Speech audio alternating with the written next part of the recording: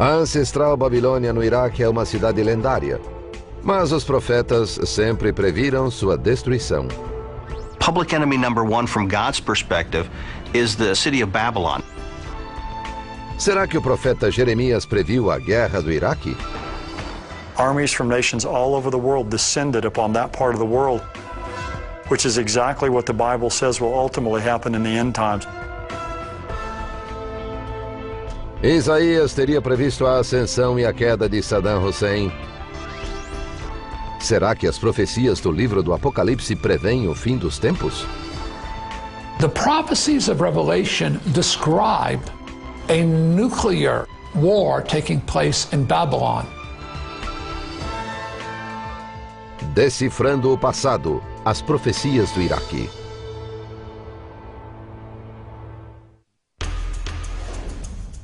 Porque subiu contra ele uma nação do norte, que fará da sua terra uma solidão, e não haverá quem habite nela. 2 de agosto de 1990. O Iraque invadiu o Kuwait, iniciando uma grande crise no Golfo Persa. Our objectives in the Persian Gulf are clear. Our goals defined and familiar. Iraq must withdraw from Kuwait. This is not, as Saddam Hussein would have it, the United States against Iraq. It is Iraq against the world. 7 de agosto de 1990. 230 mil soldados americanos chegaram à Arábia Saudita e prepararam-se para a guerra na fronteira do Kuwait. Teria o profeta Isaías previsto esses eventos mais de 2.500 anos antes?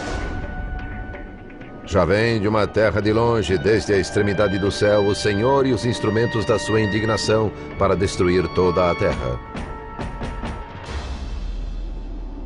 Nas primeiras horas de 17 de janeiro de 1991, teve início a Operação Tempestade no Deserto.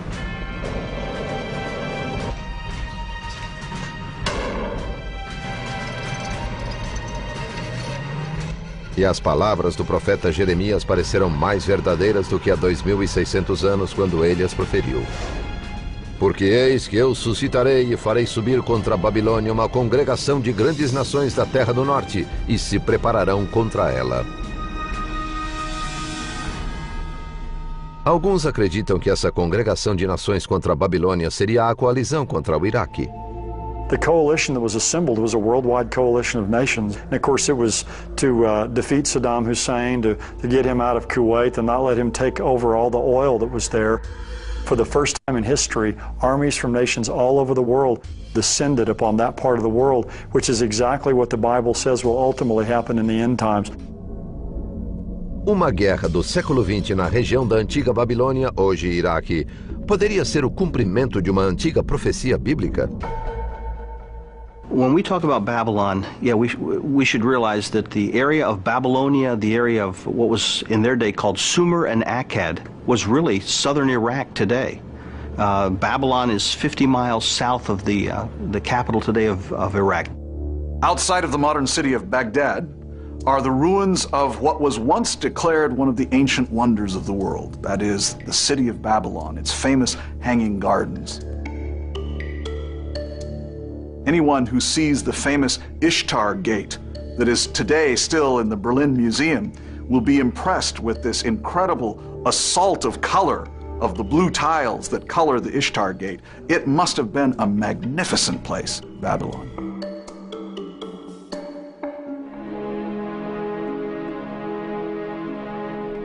A história da Babilônia foi repleta de guerras, conflitos e líderes agressivos desde sua fundação em 1764 a.C. por Hammurabi até 539 a.C., quando foi destruída.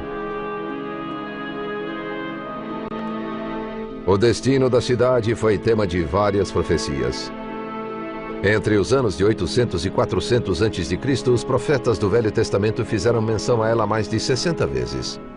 The amazing thing about prophecy is that the Bible is the only book that has made so many predictions, and somewhere around 60 to 70% have already been fulfilled. So it's an astonishing book of historical facts, of predictions, and then you see how they were fulfilled.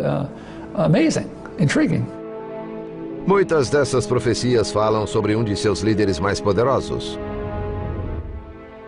o rei Nabucodonosor II. Ainda estava a palavra na boca do rei quando caiu uma voz do céu. A ti se diz, ó rei Nabucodonosor, passou de ti o reino. Daniel 4:31. Nebuchadnezzar inherited the throne of the Babylonian Empire from his father, who had really founded it. But Nebuchadnezzar took his inheritance and began to turn Babylonian sphere of influence into a widespread empire. O reinado de Nabucodonosor durou de 605 a 562 a.C. He was a master strategist, a military expert, and he took over Babylon and ran the world from that source, and then he built this humongous city. And so it stood as a hallmark of the greatest achievement of man as far as architecture in his century. Mas as histórias da gloriosa cidade foram obscurecidas pela agressividade e a ganância do rei. Em 605 a.C., o primeiro ano de seu reinado, Nabucodonosor invadiu o reino de Judá e sua capital, Jerusalém. Parte da população foi enviada para o exílio na Babilônia. Nebuchadnezzar's own inscriptions say that he captured all of these peoples from the entire region where Judah was, and he himself claims, I imposed upon them the brick basket. I put them to work on the temples. So it sounds to us like perhaps some of the prisoners of war may have actually faced some kind of work duties. O jugo babilônico sobre Judá seria breve, uma sina prevista por dois profetas do Velho Testamento, Isaías e Jeremias, que tiveram visões da queda da Babilônia. O primeiro foi Isaías. Então proferirás este dito contra o rei da Babilônia e dirás, como cessou o opressor, a cidade dourada acabou. Isaías 14:4. No século VII, mais de 100 anos depois que Isaías fez as previsões, Jeremias começou a receber suas próprias mensagens de Deus. E acontecerá que se alguma nação e reino não servir o mesmo Nabucodonosor, rei de Babilônia, essa nação eu castigarei. Jeremias 27:8. Em 539 a.C., Ciro o Grande conquistou a Babilônia, o que parecia realizar as profecias de Isaías e Jeremias. Cyrus the Great was the great ruler of the Persian Empire, and so Cyrus is the one who defeats the Babylonians in an interesting way. It seems, according to some stories, that the Babylonians were celebrating their great New Year's celebration, and this involved some drunken festivities. And it was during the time when the Babylonian city was preoccupied with their celebrations that, according to the Greek historian Herodotus, the Persian forces dammed up the river, which dropped below the walls of Babylon, and the Persian soldiers marched under the walls, and when everybody woke from their drunken parties the next morning, Cyrus was in control. It was fait accompli. It was finished just that quickly. Mas estudiosos e acadêmicos debatem até hoje se as profecias bíblicas referiam-se à época em que viviam ou a uma Babilônia do futuro. É o conflito entre exegese e exegese. Exegesis means you draw the meaning out of the text. Eisegesis is the idea, somewhat negatively used, that you're reading into the text what you already want.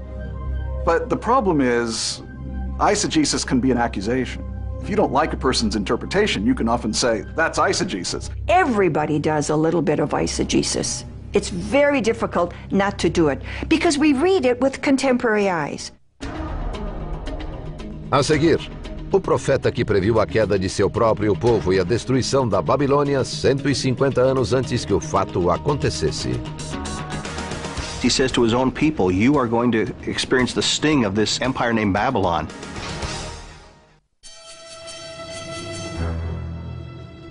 Milhares de anos atrás, profetas judeus passaram mensagens a seu povo sobre seu maior inimigo, a Babilônia. O primeiro a prognosticar o futuro do império foi o profeta Isaías, no fim do século 8 a.C.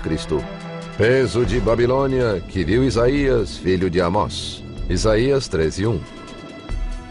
Isaiah was a prophet probably born into a royal family of Judah and knew his way around, was highly educated. Isaiah is talking to the people of Judah, and he's talking to them during a period of great international danger for the kingdom of Judah. Judá era o reino ao sul, cuja capital era Jerusalém e que se sentia ameaçado pelo Império Assírio do norte da Mesopotâmia. Após ver a invasão e destruição do reino de Israel em cerca de 721 a.C., o povo de Judá se convenceu de que os assírios também invadiriam Jerusalém.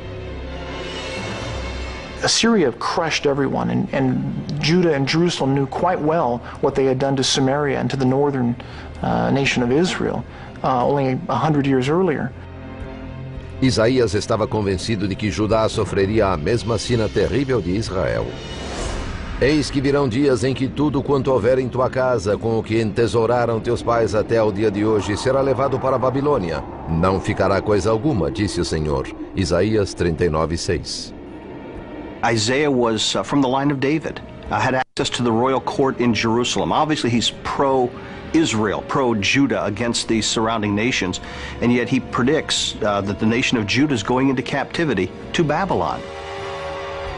150 anos depois de Isaías profetizar o exílio, ele finalmente aconteceu em 596 a.C. Portanto, o meu povo será levado cativo por falta de entendimento, e seus nobres terão fome, e sua multidão se secará de sede. Isaías 5:13. He says to his own people, you are going to experience the sting of this empire named Babylon. But then turns around and in his messages to the nation says, oh, and by the way, Babylon, you also will experience that same sting from the hand of God. Isaiah spoke a great deal about the destruction of Babylon because it was such a growing power in the day in which he lived. And he was predicting that it would be a tool that God would use to reduce the children of Israel to humility. E segundo Isaías, a Babilônia sofreria tanto quanto Jerusalém. Eis que eu despertarei contra eles os medos. E a Babilônia, o ornamento dos reinos, a glória e a soberba dos caldeus, será como Sodoma e Gomorra quando Deus as transtornou. Isaías 13, 17 e 19. As Isaiah talks about this city named Babylon, he says some things. He says, Babylon will be destroyed in the day of the Lord.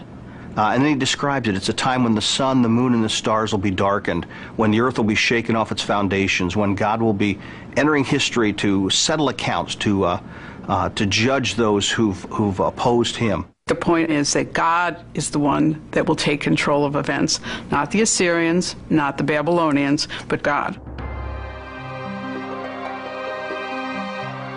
Em 539 a.C., cerca de 150 anos depois de Isaías ter feito suas profecias, os medos tomaram a Babilônia com o apoio dos persas. Eles conquistaram a região, mas não destruíram a cidade. Estudiosos se perguntam se essa conquista seria realmente o evento previsto pelo profeta.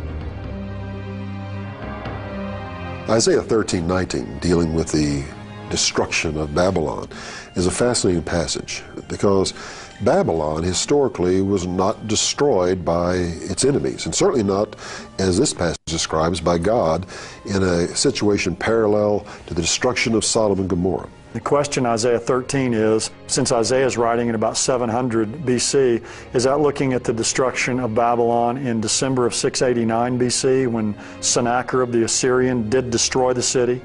Is it looking at 539 when Cyrus came in, Cyrus the Medo-Persian, and just took the city but didn't destroy it? Or is it looking at an ultimate future eschatological destruction of Babylon? O profeta Jeremias surgiu mais de 100 anos depois de Isaías fazer suas previsões. Acredita-se que ele viveu entre 650 e o início do século VI a.C. Jeremiah was called to be a prophet before he was even born. And that is the key to understanding Jeremiah's life, which is the equivalent of having the prophetic job programmed into his DNA. It was something he couldn't do anything about. Jeremiah preached about Babylon because Babylon was the great threat. At the time of Jeremiah, there was one dominant power in the entire ancient Near Eastern scene, and that dominant power clearly was Babylon. Segundo Jeremias, o povo e o clero de Jerusalém haviam se afastado demais de Deus e por isso seriam castigados. Eis que eu enviarei e tomarei a todas as gerações do norte, diz o Senhor, como também a Nabucodonosor, rei de Babilônia, meu servo, e os trarei sobre esta terra e sobre seus moradores, e os destruirei totalmente. Jeremias 25:9. The people didn't seem to respond to the preaching of Isaiah. And he was very discouraged. As a holy, godly man, he saw all the corruption and sin, and Jeremiah lamented that terrible condition in the nation Israel. And so he forecast doom, gloom, and despair on his immediate generation. And he gets his reputation as the weeping prophet, the one who's always complaining, not only because of his personal life, because he's mistreated, but because he cries for Jerusalem. And he says to the people of Jerusalem, you've got to change your ways. Conforme se aproximava a tomada de Jerusalém pelos babilônios, a mensagem de Jeremias ao rei de Judá era sinistra. King Hezekiah was the king that Jeremiah ministered to and spoke to. Jeremiah tells Hezekiah and the people, the sinfulness of the people is going to prevent any kind of salvation. Face it, we're going to be destroyed. Now, obviously, this was not popular politics. And so Jeremiah was cast into a cistern. People tried to kill him. Mas a profecia de Jeremias sobre a queda de Jerusalém se tornou realidade. The Babylonians eventually, in 586, surround Jerusalem. They besiege the city. Food gets scarce in the city. It becomes a very, very difficult situation. Babylonians eventually are able to break into the city. They destroy the wall. The temple is destroyed. In fact, Jeremiah was witness firsthand to the destruction of Jerusalem by the army of Babylon. Boa parte da população judia foi levada para o exílio na Babilônia, como Jeremias previu. E depois disto, diz o Senhor, entregarei Zedequias, rei de Judá, e seus servos e o povo, na mão de Nabucodonosor, rei de Babilônia. Jeremias 21:7. Jeremiah was a kind of a favorite of the Babylonians because they knew the word that he had been proclaiming. The Babylonians offered to give him safe transport out of Judah, and he refused to leave. So he was very committed to the people of God and to staying with them and suffering the same fate that they did. Durante esse período de desesperança, Jeremias assegurou ao povo que a destruição de Jerusalém não passaria despercebida a Deus. O profeta previu uma destruição mais apocalíptica ainda da Babilônia. And at this point, in the book of Jeremiah, a very odd thing happens. Jeremiah's words, which have been all about the success of Babylon, now turn to a proclamation of a threat of doom. Babylon will be destroyed because God does not put up with unjust empires. E toda esta terra virá a ser um deserto e um espanto. Acontecerá, porém, que quando se cumprirem os 70 anos, visitarei o rei de Babilônia e esta nação, diz o Senhor, e farei deles uns desertos perpétuos. Jeremias 25:11-12. What's amazing about Jeremiah's prophecies on Babylon, he pictures an absolute destruction. As the enemy comes to the city of Babylon, women and children are going to be killed, old and young are going to be killed, the walls are torn down, the gates are burned with fire, the city is pillaged. Cyrus was just able to march in, take over Babylon without any bloodshed. So the odd thing is that Jeremiah proclaims a very violent end for Babylon, but in actual fact, there wasn't much violence at all. As profecias de Jeremias estariam erradas ou ainda não teriam se realizado? A seguir, um profeta previu a queda da Babilônia enquanto interpretava um sonho do rei Nabucodonosor. Nebuchadnezzar, the great emperor, the great conqueror, has just been told by this Jewish prisoner of war that his regime will last for a while, but will come to an end.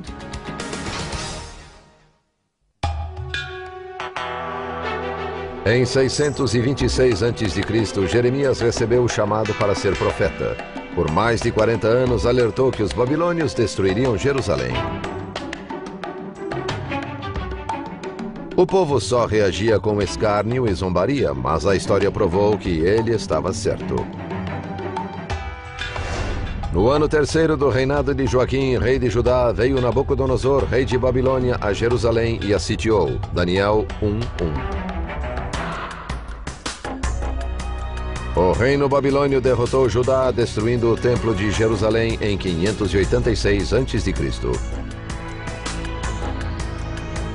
Após a conquista, os babilônios permitiram que Jeremias ficasse na cidade e evitasse uma vida de escravidão.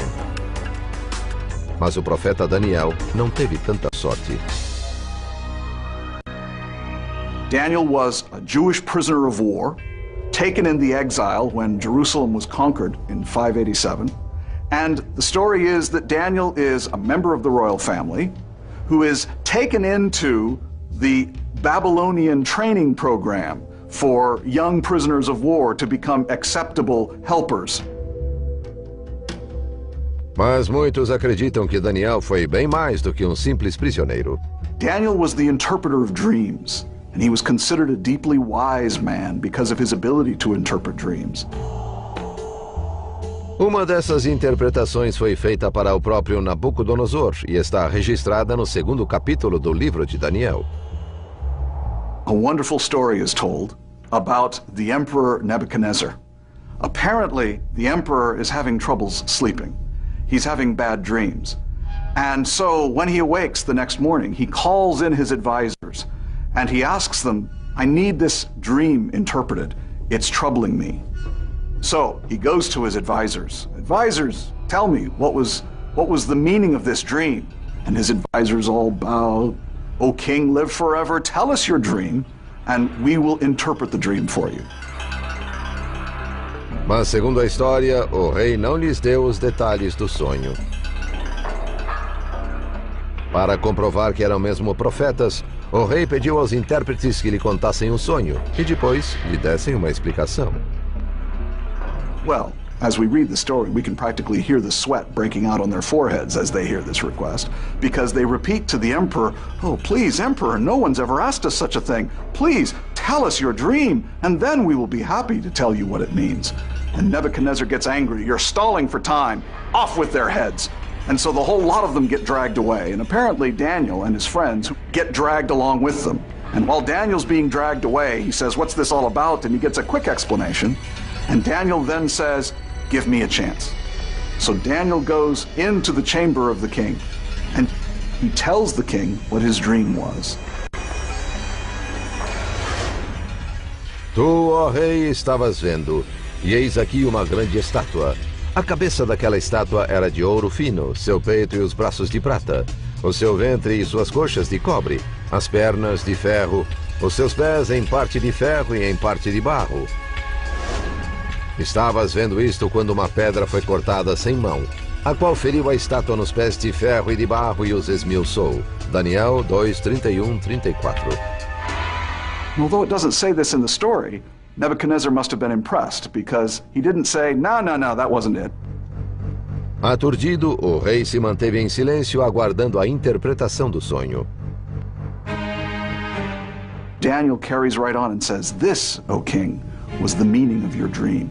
You were that head of gold, and after you will come another who is lesser, of silver, and after that will come someone who is lesser yet, of bronze.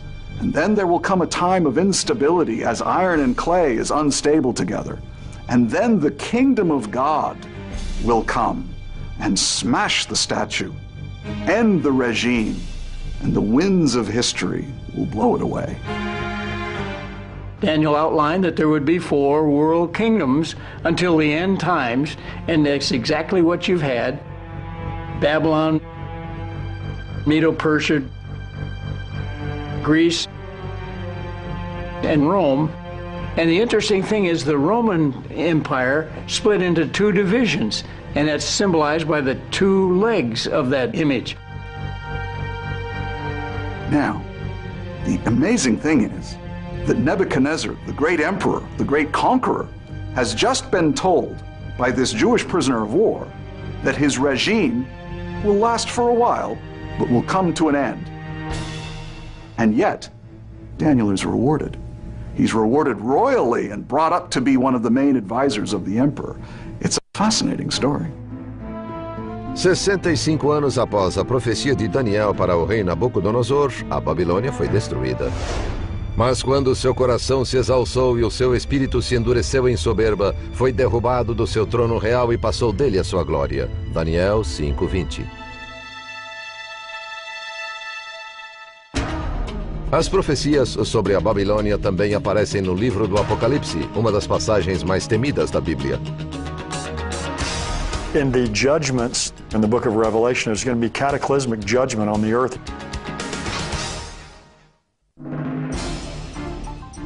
Durante milhares de anos, os estudiosos, acadêmicos e clérigos meditaram sobre o significado das profecias da Babilônia. Antes uma cidade gloriosa, o reinado da Babilônia logo acabaria. Os profetas hebreus Isaías, Daniel e Jeremias previram sua ruína. Mas e se essas previsões de destruição falassem de milhares de anos no futuro? Uma das passagens mais temidas da Bíblia sobre o fim da Babilônia encontra-se no Apocalipse. Portanto, um dia virão as suas pragas, a morte, o pranto e a fome, e será queimada no fogo, porque é forte o Senhor que a julga. Apocalipse 18:8. In the book of Revelation, you see that kind of spark of the apocalyptic messianism that was also part of Second Temple Judaism. And it's this kind of thing that fuels what we see in some of the evangelical groups, where what they're doing is they're looking at the words of the prophets for hints that things are about to happen. Os estudiosos debatem se o Apocalipse fala da cidade de Babilônia ou se a usa apenas como metáfora. Uma passagem enigmática do Apocalipse se refere à prostituta Babilônia. E na sua testa estava escrito um nome, Mistério. A grande Babilônia, a mãe das prostituições e abominações da terra. Apocalipse 17:5. Because of Nebuchadnezzar's armies and their destruction of the city, Babylon became the symbol of all things evil. And so later empires would be called Babylon by the Jews. Babylon stands for rebellion against God, idolatry and false worship, and it also stands for man's desire to control his fellow man. Muitos estudiosos acreditam que a palavra Babilônia no Apocalipse seja uma referência à antiga Roma, não ao reino de Nabucodonosor. Há uma passagem que parece falar especificamente de Roma. Aqui há sentido que tem sabedoria. As 7 cabeças são 7 montes sobre os quais a mulher está assentada. Apocalipse 17:9. The extrapolation that is made in the book of Revelation in the New Testament, particularly chapter 18, in which the text talks about the whore Babylon, but what's clear in context is they're talking about the Roman Empire. And the Roman Empire, when it sets out to persecute the early church, is understood as the embodiment of evil that is a threat to the purposes of God. Embora Roma fosse conhecida como a cidade das 7 colinas, os especialistas discordam da interpretação da passagem. The book of Revelation introduces us to the city of Babylon in connection with the city of Rome. But in the context there it says the 7 heads are 7 mountains, and those 7 mountains are symbolic of 7 kings.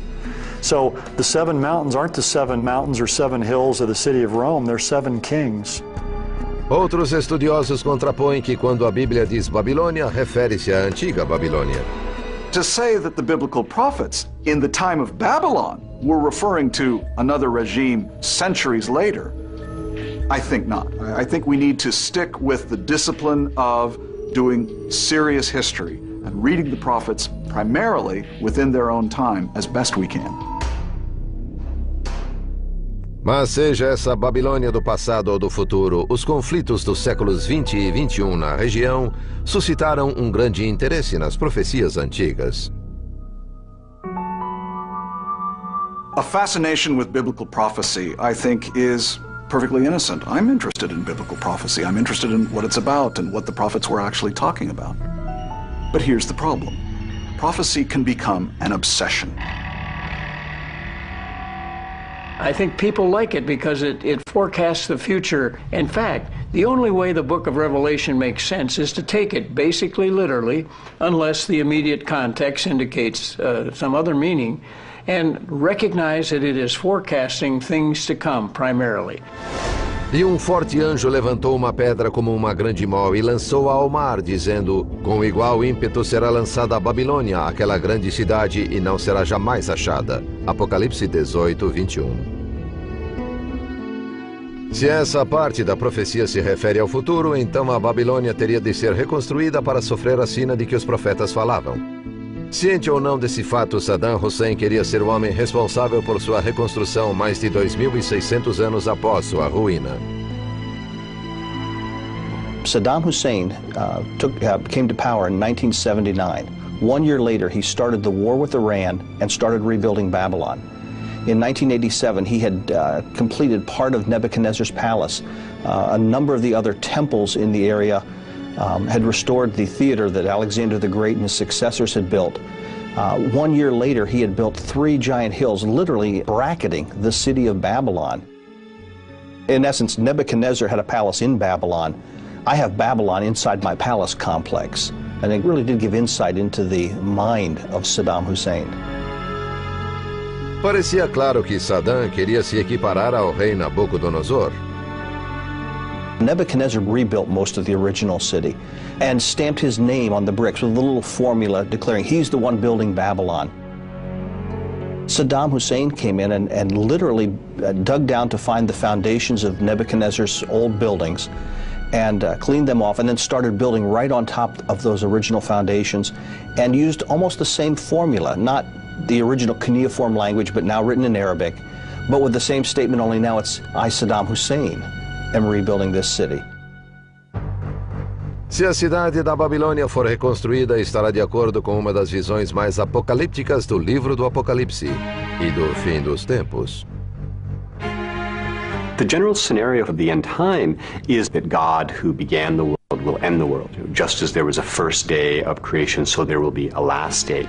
Quite literally, the earth will be torn apart, everyone will be brought forward, everyone will be judged, and the righteous get their reward and the wicked get their punishment. Muitos acreditam que esse fim dos tempos tem ligação com as profecias sobre a Babilônia, com o Iraque dos tempos modernos e até com uma guerra nuclear. In the judgments in the book of Revelation, there's going to be cataclysmic judgment on the earth. Many people take these judgments when they say devastation is going to take place. There's going to be nuclear warheads and nuclear attacks and these different types of things. There are concerns about the use of nuclear weapons in the Middle East. For many people, the idea is that, maybe it's those kinds of weapons that will unleash this final conflict. It talks about 2 angels or demons bound in the Euphrates River in this book of Revelation. We know that that's in fact in Iraq and Babylon. Now, and then it says when they're released upon the earth, they would kill 300 million people. Now you say, well, what is that about? How can 2 demon spirits kill 300 million people? It has to be nuclear with those numbers. Apesar da teoria de holocausto nuclear em futuro próximo, a maioria dos peritos militares e religiosos tem suas reservas. I don't see the United States using the nuclear weapon at all in that region of the world. Iraq has 0 capabilities to produce nuclear weapons at this time, so I can't see that in the future. I believe that these are supernatural judgments. They're not man-made judgments. They're judgments that come from God. A seguir, a captura de Saddam Hussein foi prevista pelos profetas? Precisely what happened to Nebuchadnezzar happened to Saddam Hussein. He hid in a hole. He was completely disorientated. It was no different. Desde os tempos bíblicos, discute-se se as profecias antigas referiam-se apenas ao tempo em que foram escritas, ou se elas poderiam informar o presente também. Quando se fala das profecias da Babilônia, alguns buscam indicações nos escritos dos profetas Isaías, Jeremias e Daniel para ver se tem relevância nos dias atuais. People look to the Hebrew prophets for meaning. They look to the prophets at a time when God spoke directly to the people about being righteous, about being a sovereign nation. Mas é possível haver uma conexão entre eventos atuais e profecias antigas? God gives the prophets certain knowledge and they speak that to the people. And that is really for all time. So they're not necessarily prophecies about what will happen in the future, but it's more a warning of look at what God did to those people in the past. Será que a Babilônia condenada pelos profetas é o Iraque de hoje e não a Babilônia dos tempos antigos? Como a Guerra do Golfo no Iraque em 1991, existem paralelos similares entre as profecias da Babilônia e a Segunda Guerra do Golfo. Saddam Hussein and his sons must leave Iraq within 48 hours. Their refusal to do so will result in military conflict, commenced at a time of our choosing. 20 de março de 2003, sul do Iraque.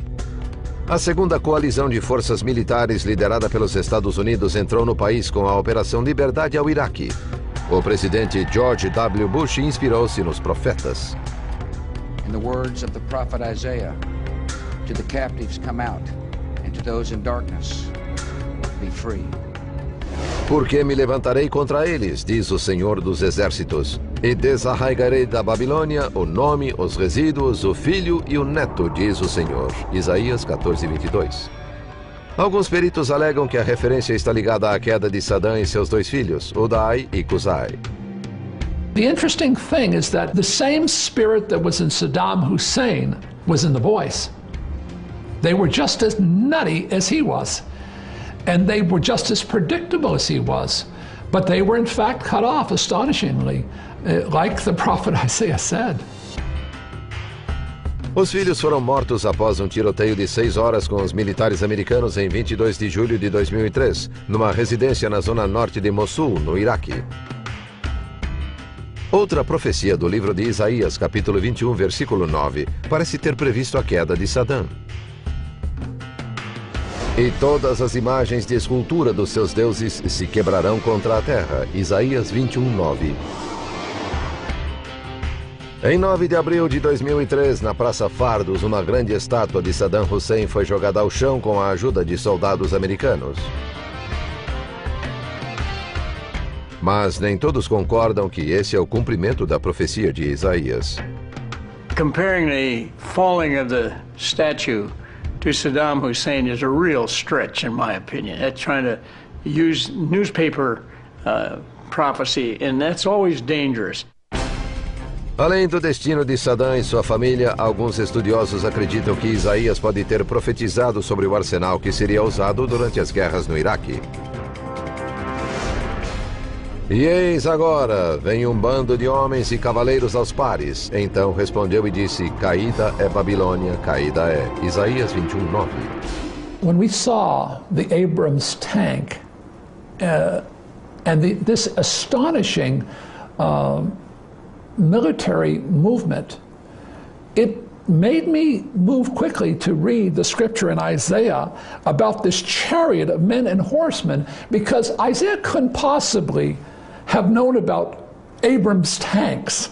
He was trying to describe something in his words, but in fact what that Abrams tank did was almost a perfect picture of a prophecy by Isaiah. O tanque Abrams M1A1 foi o cavalo de batalha da Segunda Guerra contra o Iraque. M1 Abrams is the most sophisticated tank in production right now. It also has a 120mm main gun, enormous firepower. It can destroy any other tank in the world. Será possível que essa seja a carruagem que Isaías previu em sua visão? Imagery about chariots are significant. Chariots were one of the most feared weapons of the ancient world. They were the mobile firing platform that the Egyptians, the Assyrians, and the Babylonians all used. However, once again, I think it's very difficult to try to decide that a reference to a chariot, a feared weapon of the time of the Bible, is some kind of proleptic reference to weapons of the future.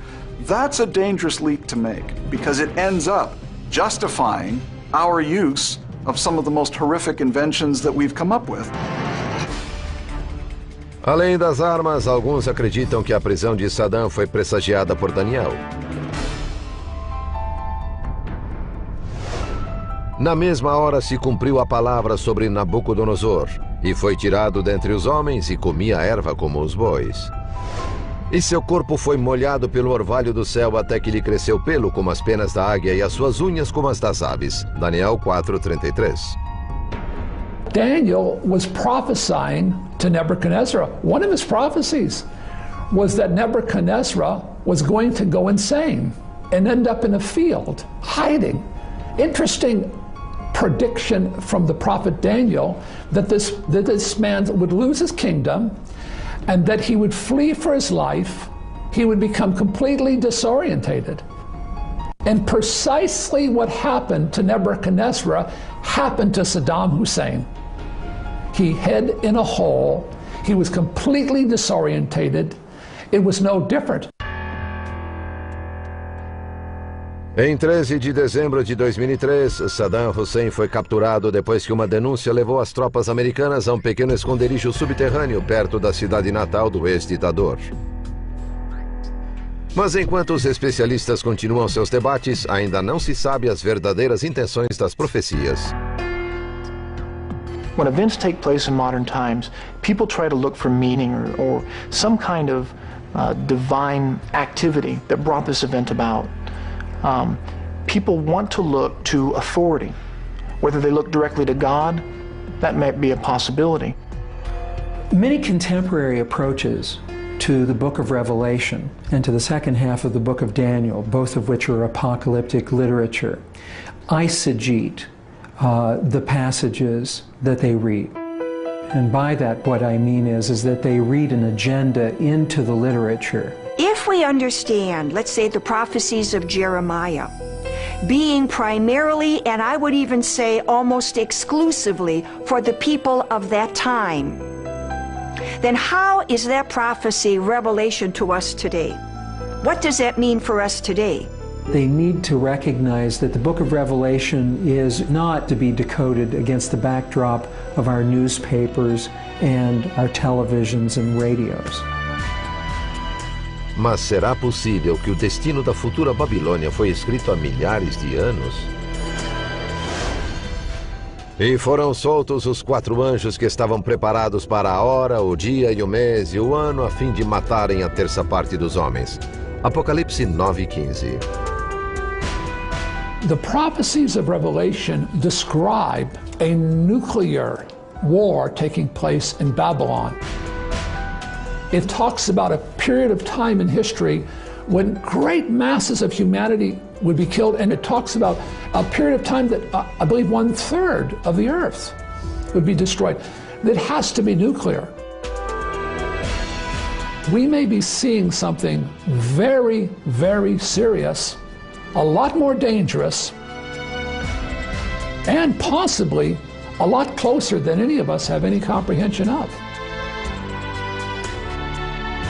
Today, the definition of prophecy becomes difficult for us because it isn't just that prophets have a message for our time. Prophets had a message for their time primarily, and that message to their time can often be relevant to our time as well. But that's a little different than saying that the prophets were actually imagining 2005 or 2006 when they were making their statements.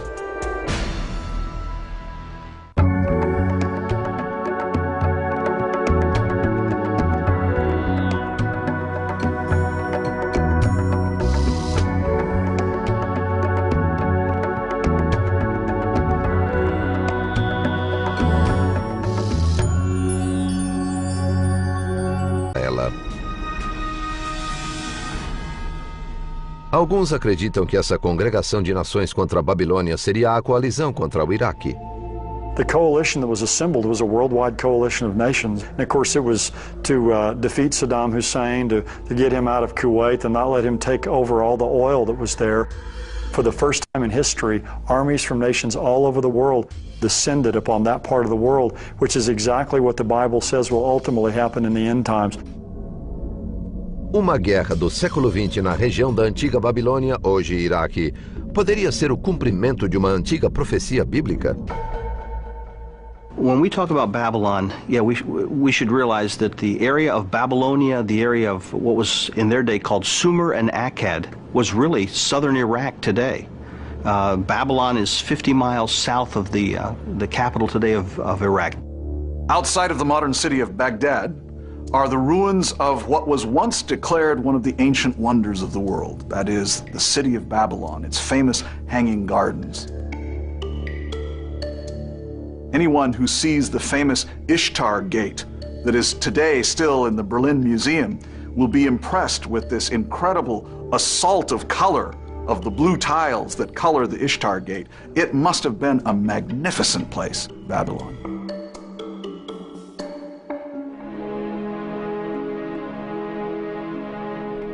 A história da Babilônia foi repleta de guerras, conflitos e líderes agressivos desde sua fundação em 1764 a.C. por Hammurabi até 539 a.C., quando foi destruída.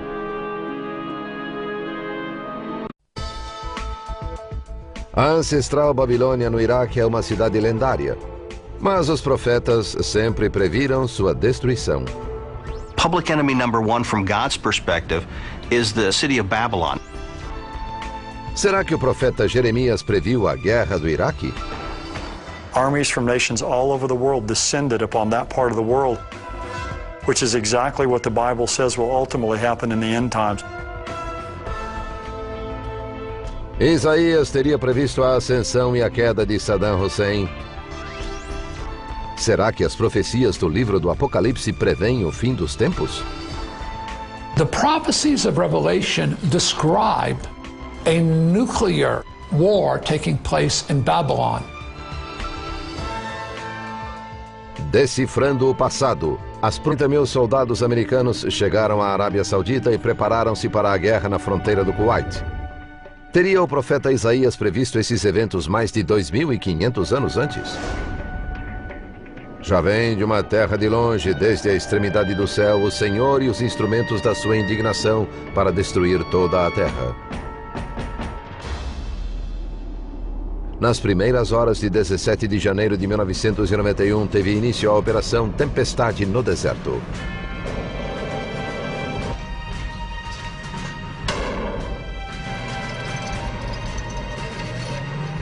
E as palavras do profeta Jeremias pareceram mais verdadeiras do que há 2.600 anos, quando ele as proferiu. Porque eis que eu suscitarei e farei subir contra a Babilônia uma congregação de grandes nações da terra do norte, e se prepararão contra as profecias do Iraque.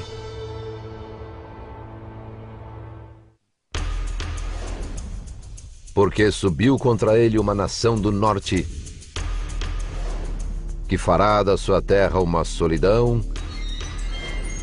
e não haverá quem habite nela. 2 de agosto de 1990. O Iraque invadiu o Kuwait, iniciando uma grande crise no Golfo Persa. Our objectives in the Persian Gulf are clear. Our goals defined and familiar. Iraq must withdraw from Kuwait. This is not, as Saddam Hussein would have it, the United States against Iraq. It is Iraq against the world. 7 de agosto de 1990. 230